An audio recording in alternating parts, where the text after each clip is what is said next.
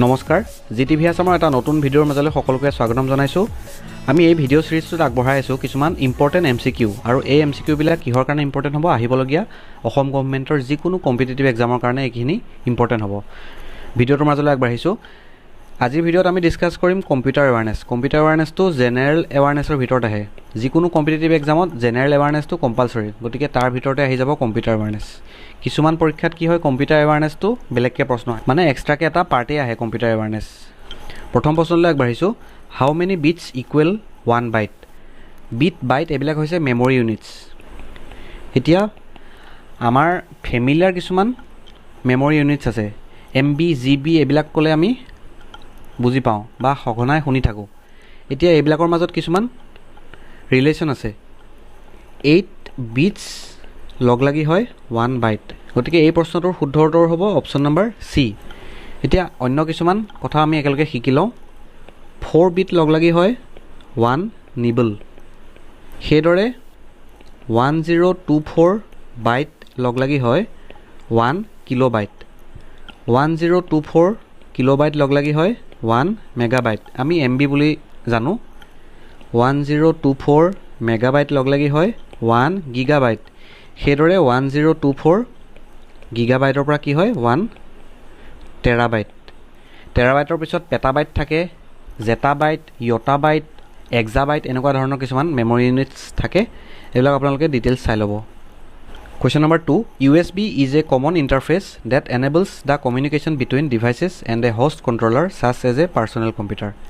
S in USB stands for. প্ৰথম কথাটো হৈছে USB ৰ কাম কি সেইটো দি থোৱা আছে। USB কি হিচাপে কাম কৰে? কমিউনিকেশ্যন ডিভাইচ হিচাপে কাম কৰে। এতিয়া USB ৰ ফুল ফৰ্ম সোধে কেতিয়াবা। USB ৰ ফুল ফৰ্ম হৈছে ইউনিভাৰ্সেল সিৰিয়েল বাছ। ইয়াৰ শুদ্ধ উত্তৰটো হৈ যাব সেইটো কাৰণে অপশ্যন নম্বৰ চি সিৰিয়েল। এছটোৱে বুজাইছে সিৰিয়েল। USB কিছুমান ভাৰ্চন থাকে 2.0 3.0 এনেকুৱা ধৰণৰ কিছুমান ভাৰ্চন আছে। 3.0টো কি হয় 2.0তকৈ অলপমান ফাষ্ট। আজিকালি যিবিলাক পেন ড্ৰাইভ আছে বা হাৰ্ড ডিস্ক আছে সেইবিলাকত 3.0 USB 3.0টো ব্যৱহাৰ কৰা দেখা পোৱা যায়। Question number 3. What is the extension of MS-DOS command file? MS-DOSটো কি হয়? MS-DOSটো হয় একচুৱেলি এটা operating system. MS-DOS is a operating system. এতিয়া গোটেইকেইটা ফাইল এক্সটেনশ্যনে কি বুজায় আমি শিকি লওঁ। .tmp মানে টেম্পৰৰী ফাইল। .bin BIN মানে এইটো বুজায় বাইনেৰী ফাইল। .dbf DBFটোৱে বুজায় ডাটাবেছ ফাইল।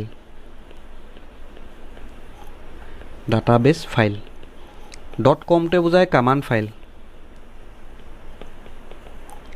আৰু .docটোৱে বুজায় ডকুমেণ্ট ফাইল।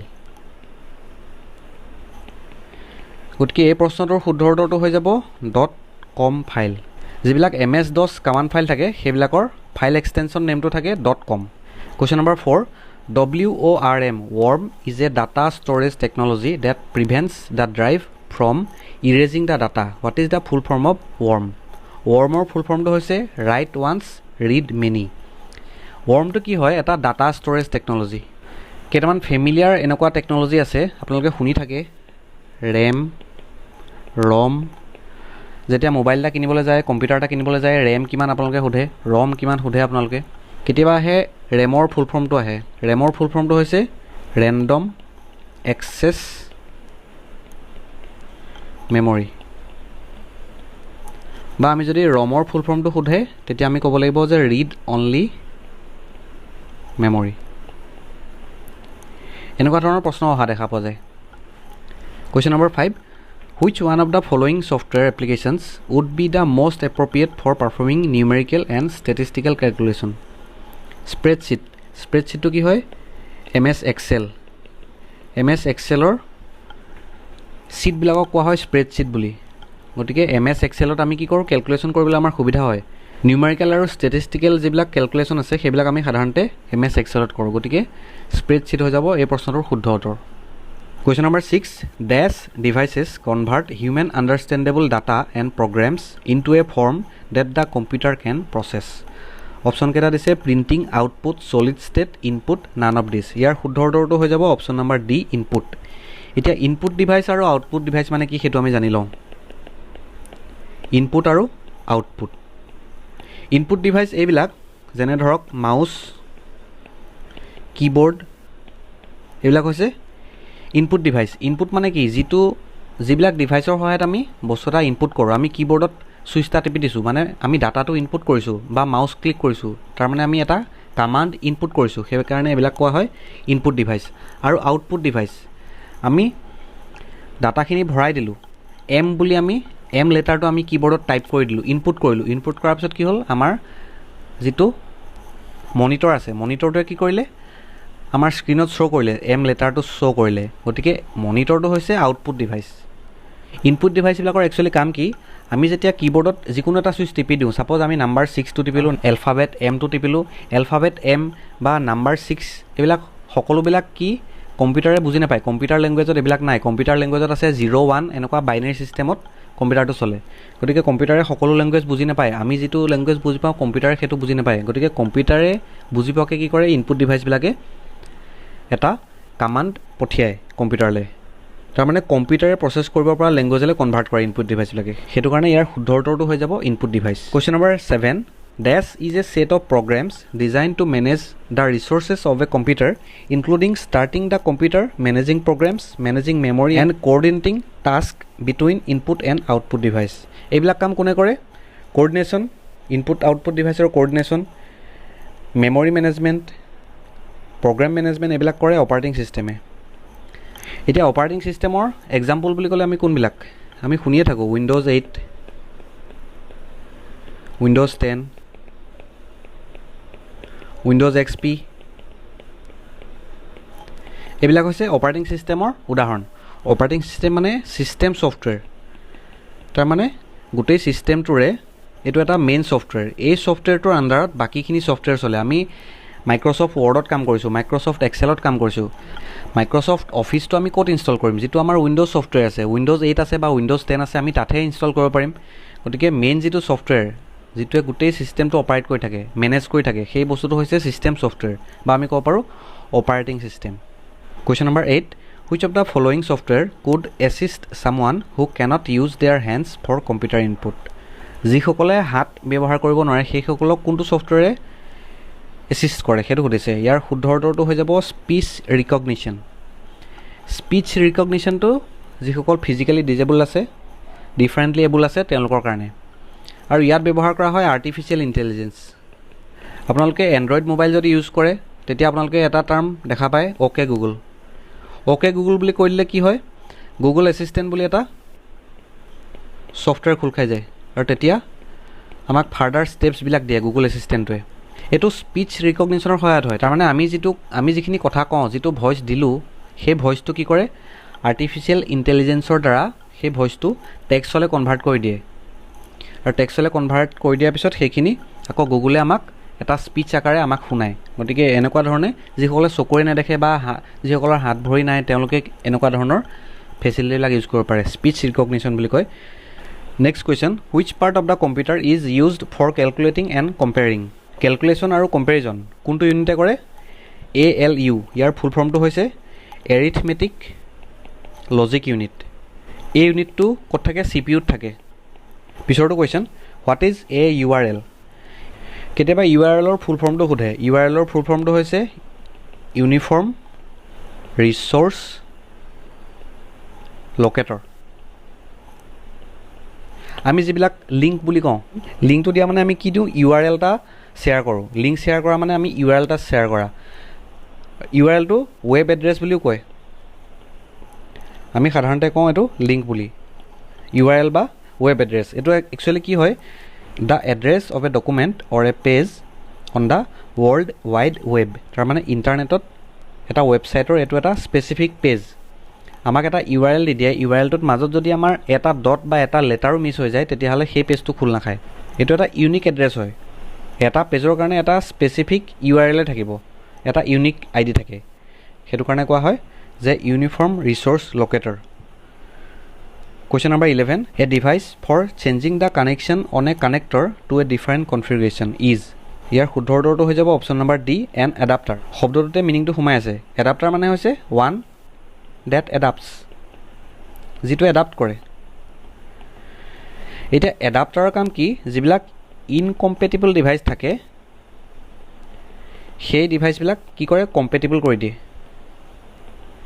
এতিয়া ছাপ'জ ফৰ এক্সাম্পল পেনড্ৰাইভটো আমাৰ নৰ্মেলি মোবাইলৰ যিটো USB পৰ্ট আছে তাত নোসোমায় পেনড্ৰাইভটো। এতিয়া পেনড্ৰাইভটো আমাৰ মোবাইলত ইউজ কৰিবৰ কাৰণে আমি কি কৰোঁ, OTG এডাপ্টাৰ ইউজ কৰোঁ। এতিয়া OTG এডাপ্টাৰটোৱে কি কৰে, পেনড্ৰাইভটো আমাৰ মোবাইলত ইউজ কৰিব পৰা কৈ দিয়ে। এনেই পেনড্ৰাইভটো মোবাইলৰ কাৰণে ইনকম্পেটিবল, কিন্তু OTG এডাপ্টাৰটোৱে আমাক কি কৰি দিয়ে, সেইটো কম্পেটিবল কৰি দিয়ে। এতিয়া এইখিনিতে OTGৰ ফুল ফৰ্মটো আমি জানি লওঁ। OTG ফুল ফৰ্মটো হৈছে অন দ্য গো। এতিয়া পেনড্ৰাইভত যিটো থাকে সেইটো কোৱা হয় USB 2.0 বা 3.0 থাকে। এতিয়া মোবাইলত যিটো থাকে সেইটো কোৱা হয় মাইক্ৰ' USB। OTG এডাপ্টাৰে কি কৰে, USB-টো মাইক্ৰ' USB হিচাপে ইউজ কৰিবলৈ আমাক কম্পেটিবিলিটিটো দিয়ে। গতিকে এডাপ্টাৰৰ কাম সেইটোৱে। Question number 12, to navigate to a new web page for which you know the URL, type that URL in the browser's dash and press enter।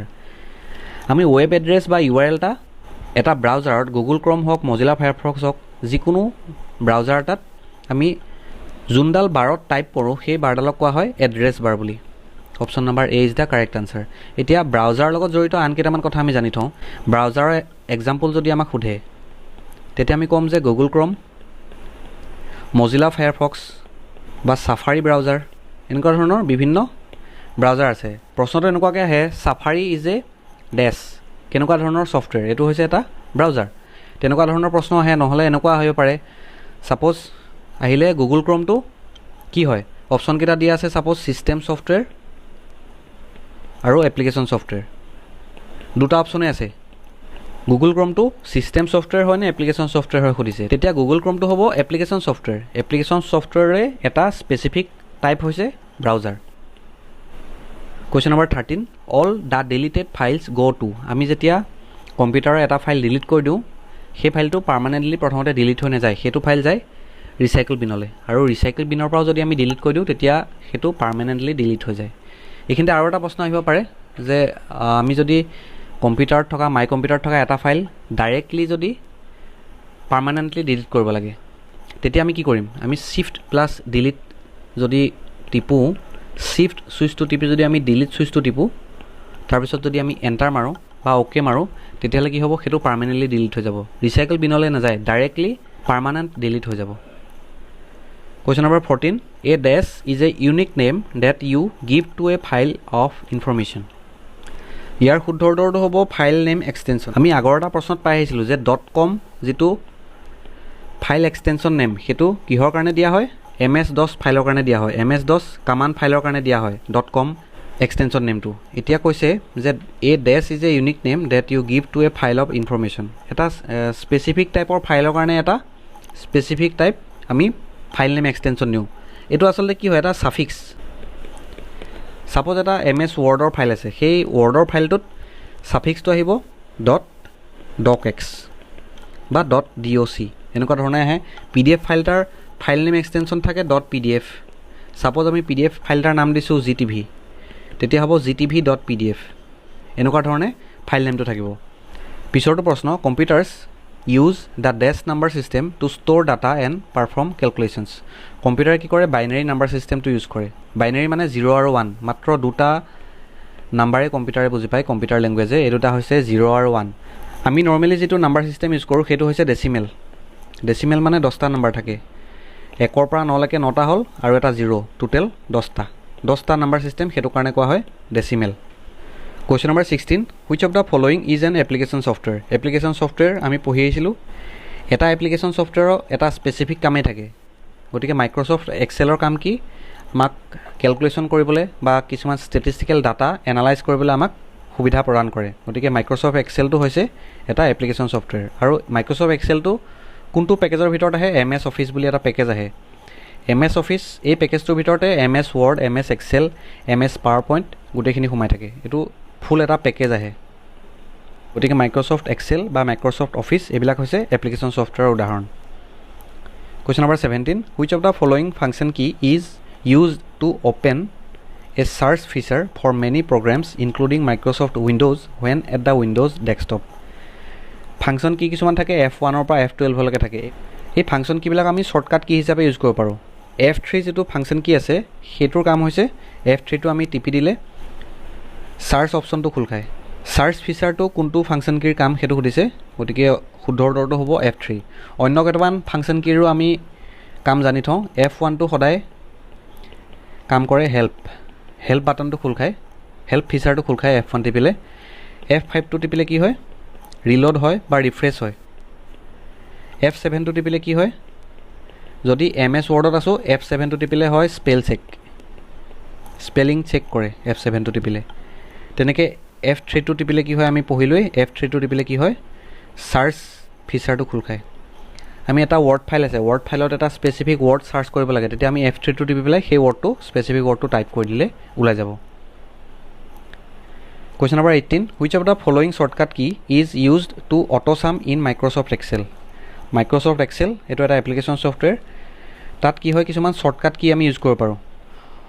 ALT alter plus equals টিপিলে কি হয় সাপোজ এটা ৰ বা এটা কলমত কিছুমান ভ্যালু দিয়া আছে নিউমেৰিকেল ভ্যালু, সেই নিউমেৰিকেল ভ্যালুবিলাক অটোসাম কৰি যেটো নেক্সট সেল আছে তাত অটোসাম মানে সাম এমাউন্টটো ওলাই যায়।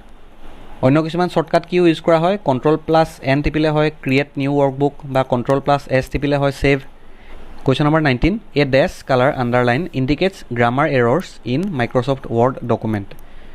যদি গ্ৰীন কালাৰ আন্ডাৰলাইন থাকে এটা সেন্টেন্সত তেতিয়া আমি বুজিম যে হেতুত গ্ৰামেটিক্যাল এৰৰ আছে। যদি ব্লু কালাৰ থাকে আন্ডাৰলাইনটো তেতিয়া হলে আমি বুজিম যে স্পেলিং মিস্টেক আছে। গতিকে ব্লুটোৱে বুজায় স্পেলিং এৰৰ আৰু গ্ৰীনটোৱে বুজায় গ্ৰামেটিক্যাল এৰৰ।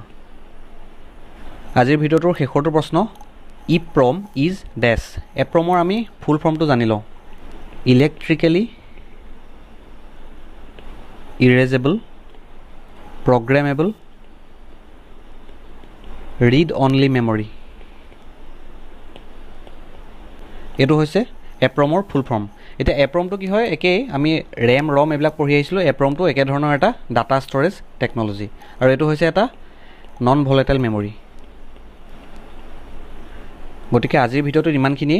আমি এই সিৰিজটোত MCQ বিলাক আলোচনা কৰি আছো। আপোনালোকে এই সিৰিজটোত যদি কিবা স্পেসিফিক টপিক বা স্পেসিফিক সাবজেক্ট কভাৰ কৰাটো বিচাৰে তলত কমেন্ট কৰি জনাব আৰু ভিডিওটো কেনেকুৱা পালে হেতু জনাব। আৰু যদি এতিয়াও আমাৰ চেনেলটো সাবস্ক্ৰাইব কৰা নাই তেতিয়াহলে সাবস্ক্ৰাইব কৰি ল'বলৈ নাপাহৰিব। ভিডিওটো ইমান সময় চাই থকাৰ বাবে ধন্যবাদ।